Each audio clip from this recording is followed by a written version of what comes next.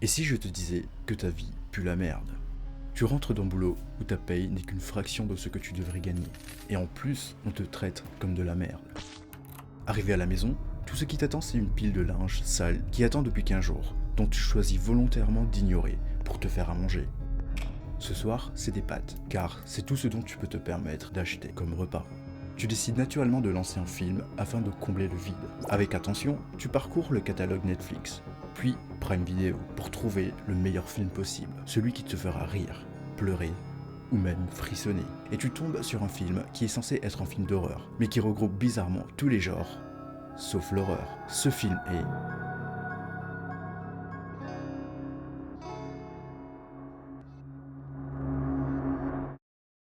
J'ai commencé à écrire cette vidéo en pensant parler uniquement du film, mais au cours de mes recherches sur tout ce qui entoure ce projet, je suis tombé sur ce que je pense être une petite pépite. Avant de parler sur cette histoire totalement absurde, il me faut absolument vous présenter son scénariste, son réalisateur, l'exécutif, mais aussi le monteur du film, Monsieur Richard Dutcher. Et comment mieux vous le présenter si ce n'est à travers son IMDb, écrit par sa propre personne. Dutcher a étudié et travaillé pendant des années afin de perfectionner son art. En tant que jeune diplômé d'école de cinéma, Dutcher a mis tout ce qu'il avait dans son premier long métrage, une comédie romantique nommée Crazy Girl.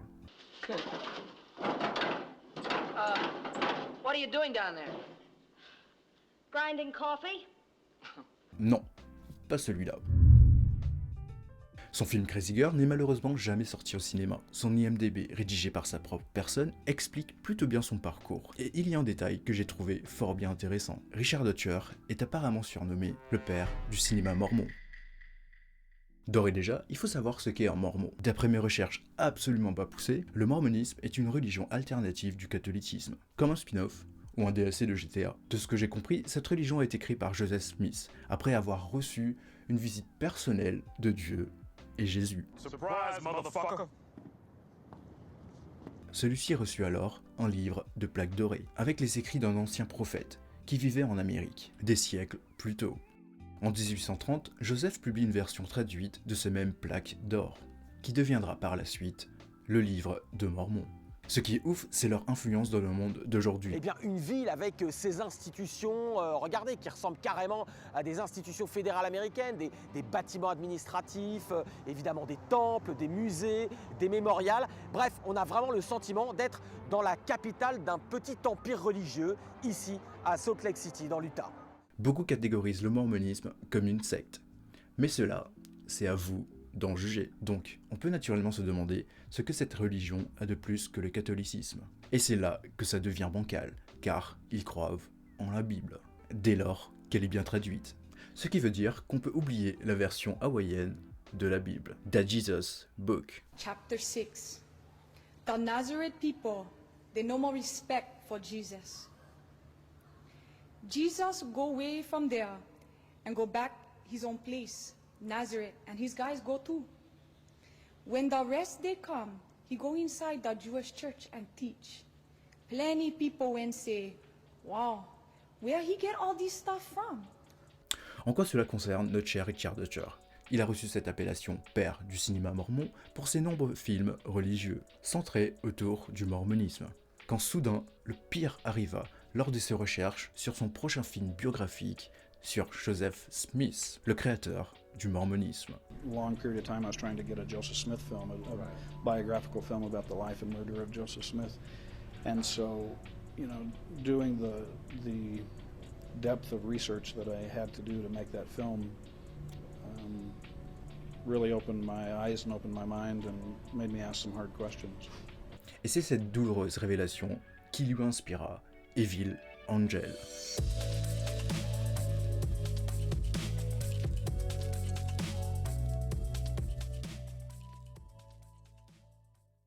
Pourquoi avoir choisi ce film pour le premier trash ciné? C'est clairement pas un mauvais film, il suit le format hollywoodien à la perfection, c'est un film à concept et utilise ses 3 actes suffisamment bien, on dirait même qu'il a du budget pour que ça soit visuellement crédible. Ça doit donc être un bon film regardable. Pas vrai? Pas vrai? C'est dans une chambre où se trouve une femelle en chaleur faisant des mouvements désireux qu'on rencontre notre antagoniste, Lilith, à travers un jumpscare aussi cheap que des nouilles instantanées. Pendant ce temps, notre protagoniste qui est un ambulancier, est appelé en urgence sur une scène de crime. Une fois sur place, il se rend compte qu'il connaît la survivante. Je connais cette fille, je la connais. Je la connais. Comment elle s'appelle? Emma. Mais pour une raison inconnue, il ne connaît même pas son prénom. En route vers l'hôpital, Emma, sur le point de succomber, lâche un Ton nom. Quel est mon nom? Je m'appelle Marcus. Je t'aime. Jeune, dépêche-toi! À ce moment précis, en tant que spectateur, tu as le droit de te poser des questions. Notamment, est-ce que Marcus va se laisser charmer, un peu comme la vidéo du mec qui se fait toucher par la fille sur l'escalator.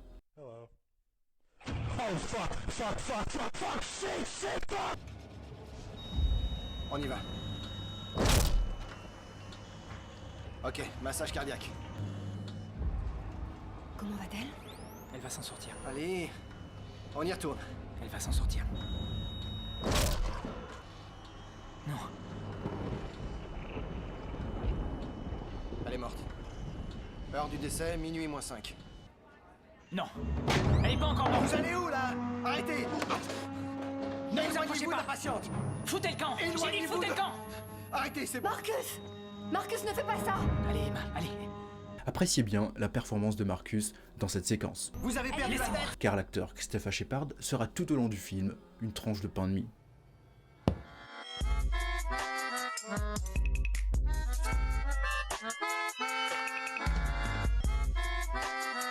Je suppose que vous avez déjà perdu? Vous n'avez encore rien vu. En même temps que Christopher Shepard nous délivre une performance digne d'un Golden Globe, l'esprit qui était dans le corps d'Emma redonne vie à une femme récemment décédée. Et voici ce qui se passe ensuite. J'ai quelque chose pour toi. Qu'est-ce que c'est?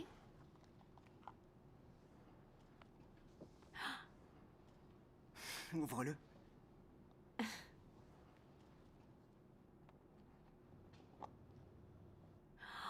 Il est magnifique! C'est toi qui m'as...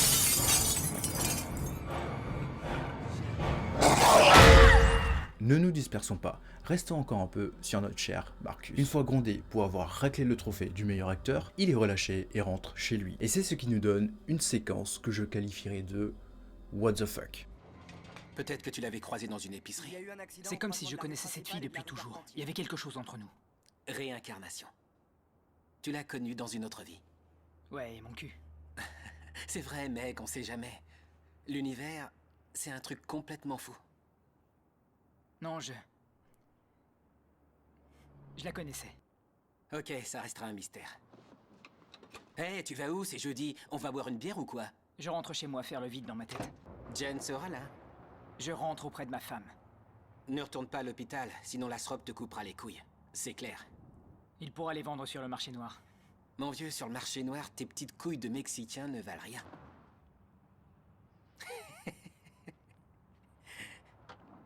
Mais en quel âge? Bref.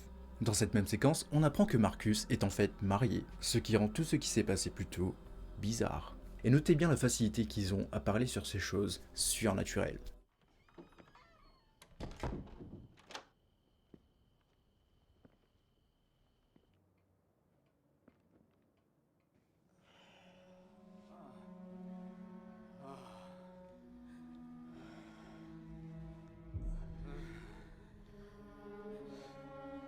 La vie de notre cher Marcus n'est pas facile. Regarder sa femme se faire pilonner devant ses yeux n'a pas dû être une chose facile. Et heureusement que Marcus a la tête sur les épaules et restera calme. Marcus! Merde! Que croyez-vous qu'il fera par la suite?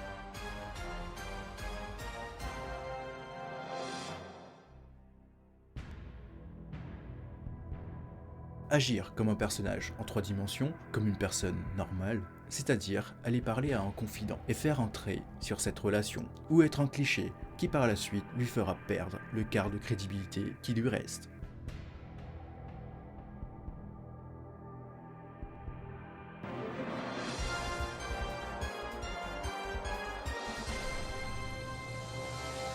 C'est exact.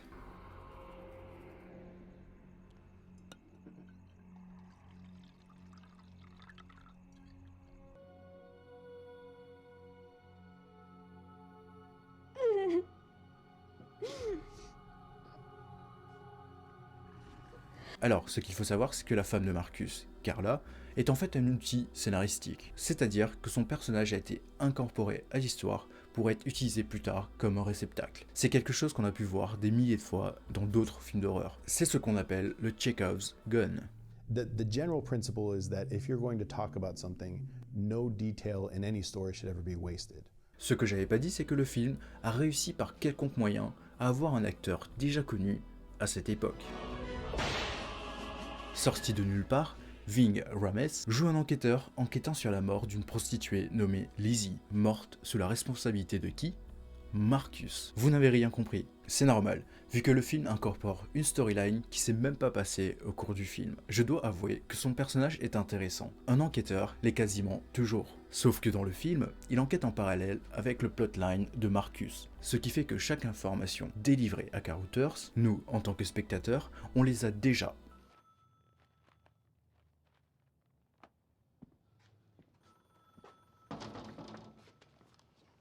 Salut, pas. Je m'en vais. Je ferme en sortant. Merci, ouais. Est-ce que ça va?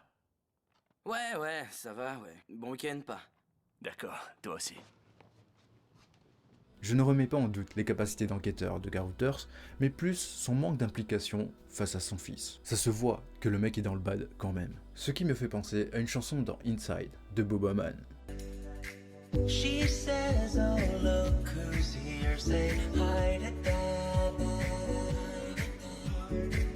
He says, how you doing, but I say I'm not so bad, and that's the deepest talk we've ever had. La raison pour laquelle je m'attarde sur ces détails, c'est que si Carothers s'était assis pour discuter avec son fils, il n'allait pas.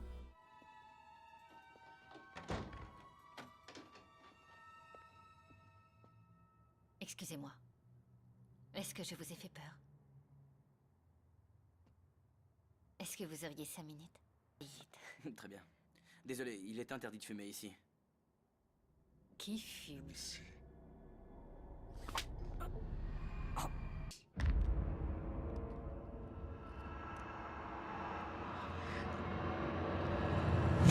Il y a un détail qui me chatouille l'arrière du cerveau. Caroline, qui je vous le rappelle est morte, sort de son étui à cigarette une cigarette qui est en fait une mini fléchette. Si on réfléchit bien, qui a fabriqué ce gadget? Est-ce que c'est elle qui l'a trouvé?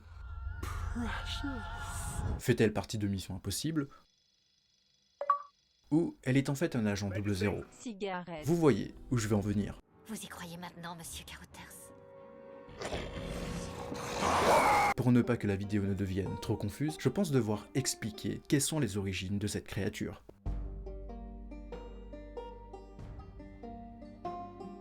Selon les écrits, mais plus précisément dans la religion juive, Lilith serait la première femme d'Adam. De ce que j'ai lu, les deux créés à partir de la terre ont été forcés à s'accoupler. Mais la réalité est que Adam et Lilith ne s'entendaient pas du tout. You've been on a hell of a journey with me. Mm-hmm. Yeah. You know, there's people's feelings involved. Right. Right. You know, Mm-hmm. it's healing that needs to happen. Mm-hmm. Absolutely. C'était clairement une histoire de cul. Elle décide alors de quitter Adam, et plus tard se remettre en couple avec le serpent Samael. Elle devient alors une démone, mais aussi un esprit vengeur. Je pense avoir à peu près tout dit.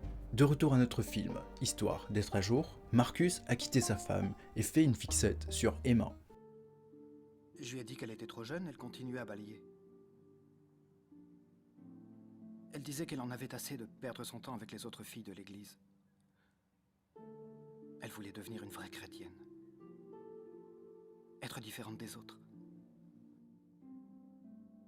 Elle me fait penser à Sainte Thérèse. Ça fait des années que je n'ai pas assisté à une messe. Ouais.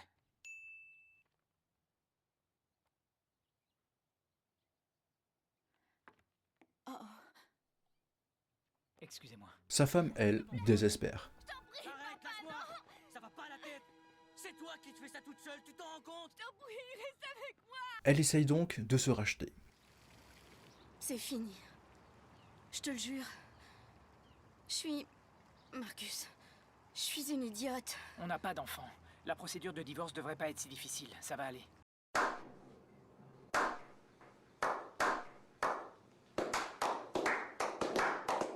Mais il finit par retourner auprès d'elle quand elle fait sa première tentative de suicide. Oui, on prépare le bloc. On sera prêt à vous recevoir. Vous Qu'est-ce qu'on fait du rapport? Si tu les laisses m'interner dans l'unité psychiatrique, je recommencerai.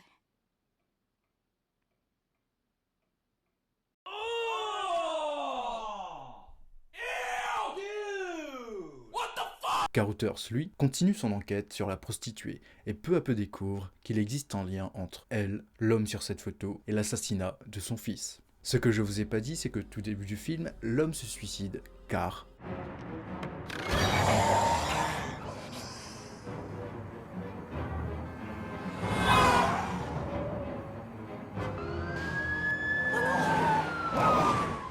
Quel con, il était en plein milieu de la route! Unité 5, on arrive tout de suite. Il a écrit des centaines de pièces. Oui, tout à fait. Je savais qu'il vivait ici, c'est incroyable. Mon chéri? Batman! Non, ce n'est pas Batman, non. David? Je vais chercher du secours. Merde alors.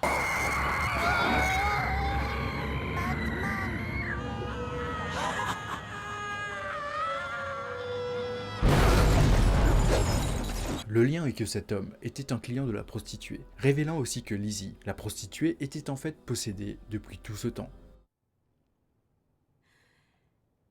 Elle était malade. On savait qu'elle avait le sida. Moi et les autres filles, on oblige toujours nos clients à mettre des capotes. Toujours, mais pas Lizzie. Si un de ses clients en mettait une, ou essayait d'en mettre une, d'abord elle l'excitait, et la lui retirait. Elle voulait leur refiler le sida. Elle voulait les tuer. Je vous avoue avoir vu ce film plus de fois qu'il en faut, plus d'une dizaine de fois.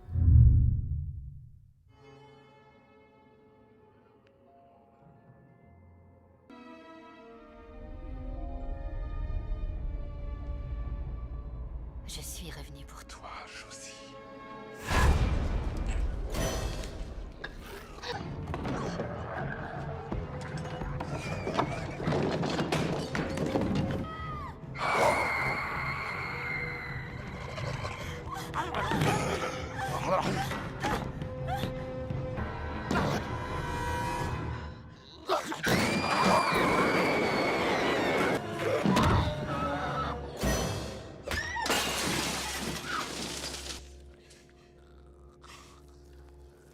Et honnêtement, j'ai encore du mal à comprendre pourquoi Lilith retourne chez sa copine pour la tuer, hormis le fait que ça soit un prétexte pour...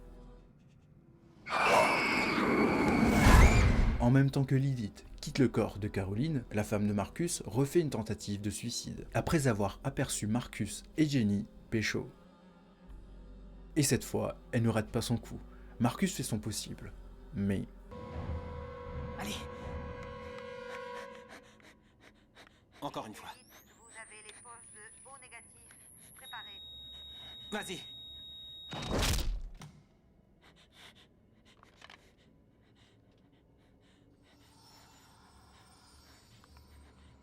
C'est trop tard. Quand soudain...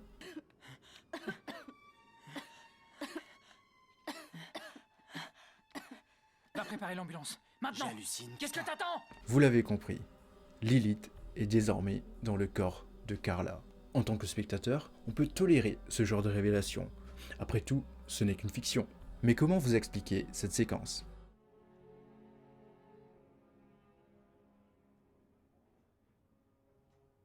Je ne comprends plus rien. Ta femme. Elle est morte. Tu comprends ça?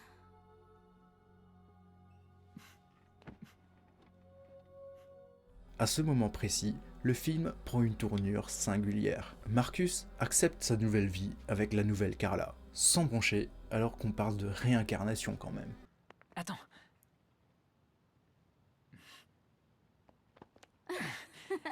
Et Carothers, lui, découvre. Tout devient alors évident pour Carothers, quand il refait le lien avec Lizzie et les autres événements surnaturels. Mais nous, on le savait depuis le début. Il décide alors de protéger Josie, car il sait dorénavant que Lilith est un esprit vengeur. Mais il appelle aussi Marcus pour lui prévenir de la situation.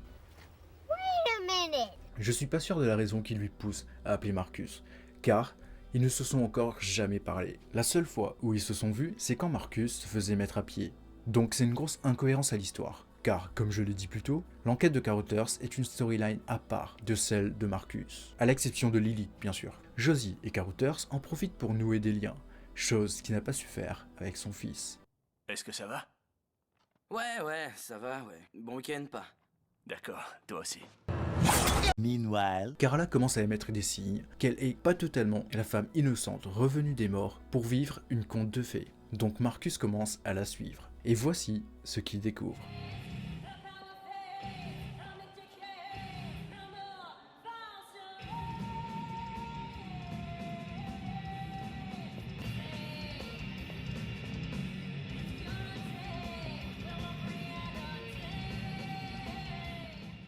On aura droit à une séquence de dialogue tellement complexe que Aaron Sorkin entra dans une dépression sévère.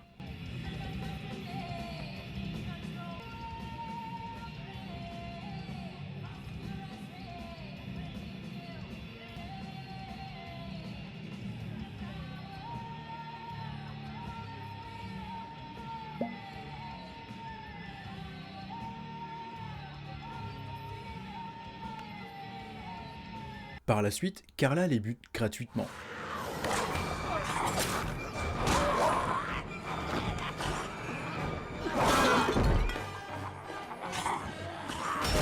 Et s'en prend à Jenny, qui je vous le rappelle a embrassé Marcus. Le film semble oublier que Carla n'est plus Carla, donc la rancune qu'elle a envers Jenny n'est pas justifiée. Au contraire, elle devrait la remercier, parce que si Carla n'avait pas vu son mari embrasser une autre femme, elle ne serait pas suicidée, donc pas de corps dans laquelle se faufiler.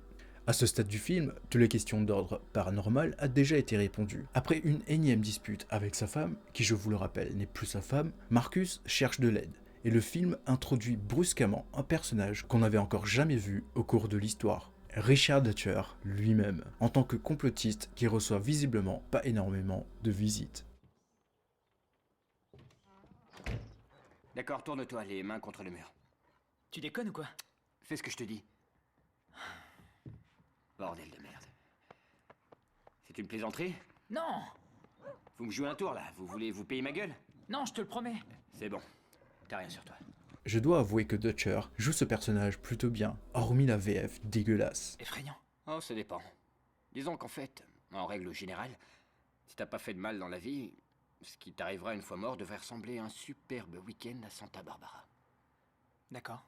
Par contre, si t'es un enfoiré, alors ça devrait ressembler à un jeudi pluvieux dans le New Jersey. J'avais oublié de préciser qu'il était aussi acteur, et qu'il avait aussi joué dans ses films précédents. Marcus, étant confus, demande de l'aide à Dutcher pour se débarrasser de cet esprit vengeur. Mais si j'étais toi, je tirerais, je lui enfoncerais un pieu dans le cœur, je lui trancherais la tête, je mettrais de l'ail dans sa bouche et je l'enterrerais. À une trentaine de mètres de profondeur. Et une dalle de béton serait pas de trop. What? Bro, what are you talking about, man?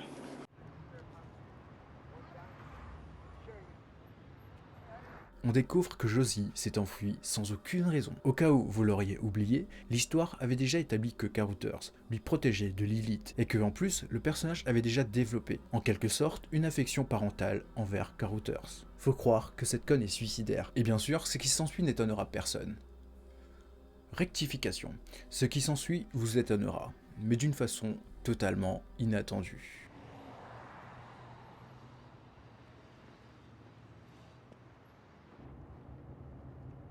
Josie.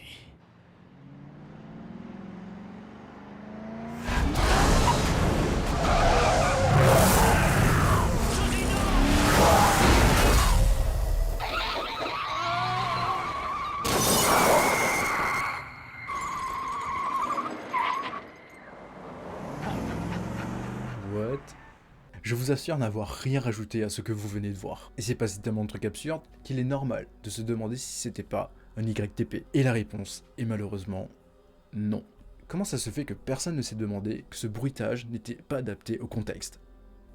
Mais qui suis-je pour juger la direction artistique de Dutcher? Si ça se trouve, il y avait une véritable intention derrière. Was that sarcasm? No.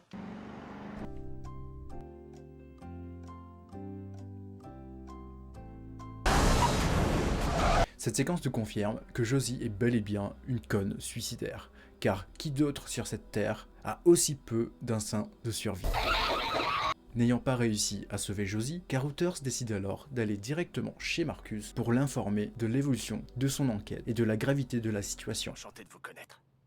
Il ne devrait pas tarder à rentrer. Vous pouvez l'attendre à l'intérieur si vous voulez. Sachant très bien que cet esprit vengeur prend uniquement possession des femmes, il fait alors la pire connerie possible. Vous pensez que cette femme, cette prostituée, serait revenue et aurait possédé l'institutrice? Non, disons plutôt qu'elle aurait volé son corps. La propriétaire s'est éloignée, elle a laissé les clés sur le contact, elle a sauté dedans et on a profité pour faire une virée. La seconde femme est décédée. Donc, elle est dans le corps de quelqu'un d'autre. Ce qui fait que... A few moments later.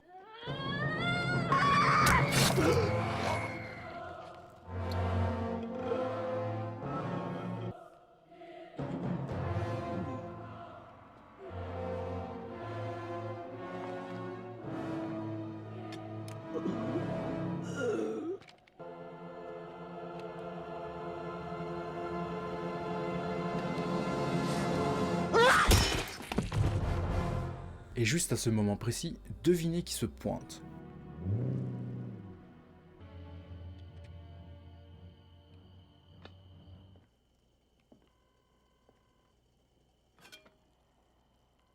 Yo, Sean à l'appareil. Ouais, ici Marcus, mec. T'es où? Je suis de service, ça va pas?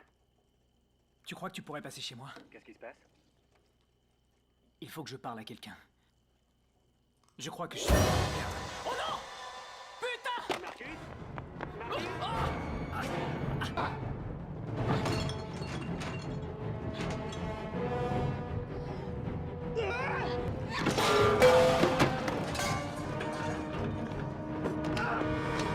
Marcus arrive à prendre le dessus sur elle, mais voit que Jenny est ligotée près d'une piscine. Et que croyez-vous qu'il fera?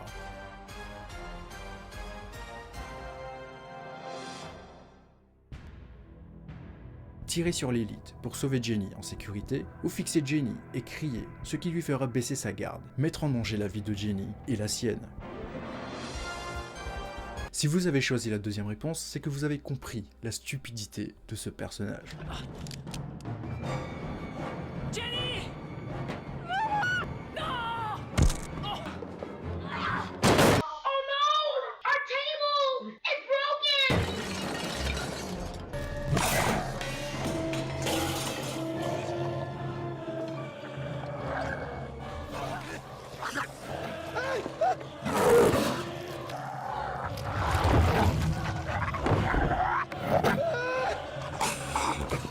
C'est plutôt cool.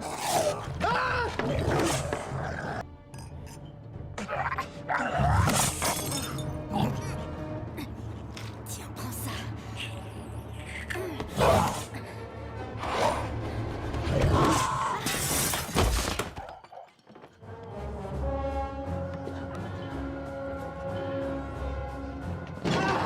Reviens par ici, regarde-la!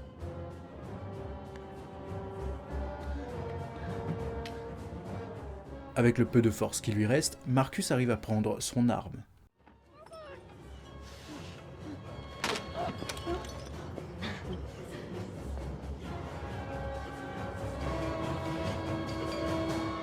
Je vais te faciliter la tâche.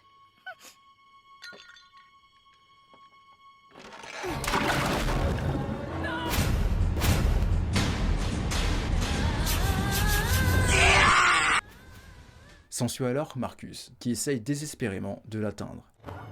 Une de moins, plus que 5.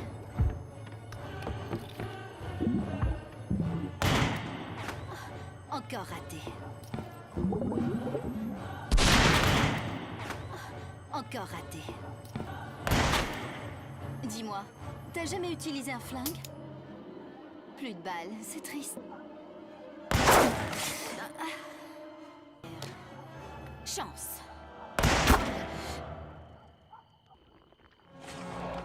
I am under the water. Please help me.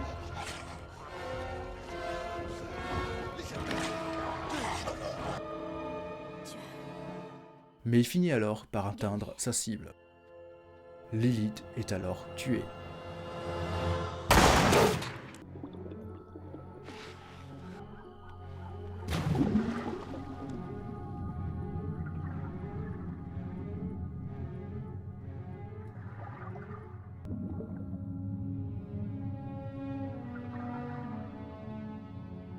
En essayant de sauver Jenny, Marcus finit par manquer d'air et décède.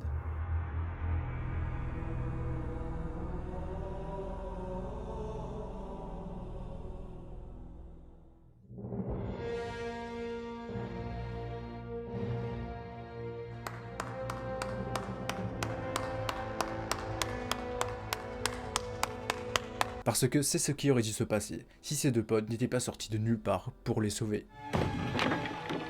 Marcus! Putain! Marcus! Jackson!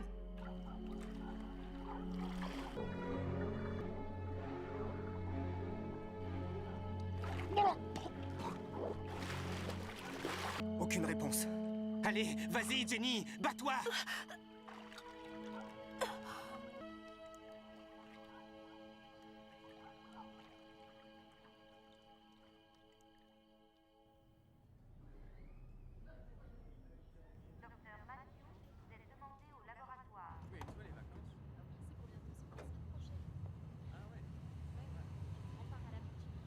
Une fois remis sur pied, Marcus voit Jenny l'attendre, dans une position pas du tout confortable. Tu m'as sauvé la vie? On va faire un tour?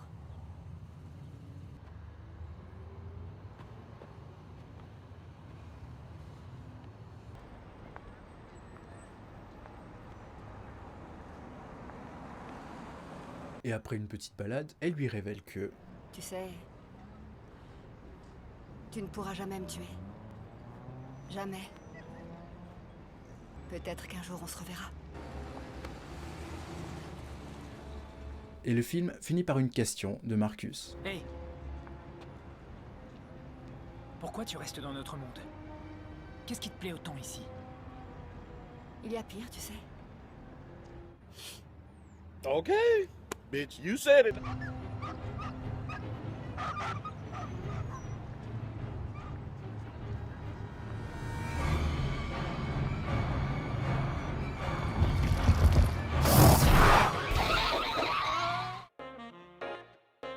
Ça vous a plu? J'aurais pu débuter cette vidéo en parlant de ce VF dégueulasse.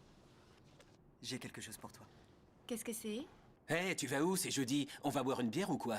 Je rentre chez moi faire le vide dans ma tête. Si un de ses clients en mettait une, ou essayait d'en mettre une, d'abord à l'exciter, et la lui retirer. Merci, ouais. Est-ce que ça va? Ouais, ça va, ouais. Mais je me suis dit que ça aurait été plus sympa pour vous de comprendre l'histoire au maximum. Le film que j'ai choisi est l'archétype même de ce que j'estime ne pas être un mauvais film. Même si je l'ai entre guillemets vanné. Le film arrive quand même à surprendre dans sa réalisation. Et je pense vraiment que Richard Dutcher est un très bon réalisateur. Mais je pense aussi qu'il n'est pas un bon scénariste. Oui, son histoire tient à peu près la route. Mais son penchant pour montrer par ce que je peux nous sort de l'histoire. En faisant ce style de vidéo, je suis obligé, en quelque sorte, de caricaturer au maximum. C'est pour ça que je vous invite à aussi regarder le film, histoire que vous fassiez votre propre avis. Le but de ce nouveau concept Trash Ciné, c'est en fait de vous faire découvrir des films pas très connus, avec une histoire à peu près cohérente, mais aussi avoir de la place pour pouvoir en rigoler, que ça soit de l'horreur, de la comédie ou autre genre. C'est vrai que ça fait longtemps que j'ai pas sorti de vidéo, mais j'espère que ce nouveau concept et ce nouveau format de vidéo vous plaira, parce que je me suis dit que vaut mieux que je fasse de la qualité que de la quantité. Mais bon, comme vous avez pu le voir, j'ai changé un peu le visage de la chaîne, et voilà, pour un nouveau style de vidéo, un nouveau concept, ça serait cool en fait de retravailler la chaîne et tout quoi. Donc attendez-vous à des grosses vidéos. C'était Jean-Luc sur la chaîne du Ciné Show pour le premier Trash Ciné, et on se retrouve pour une prochaine vidéo, et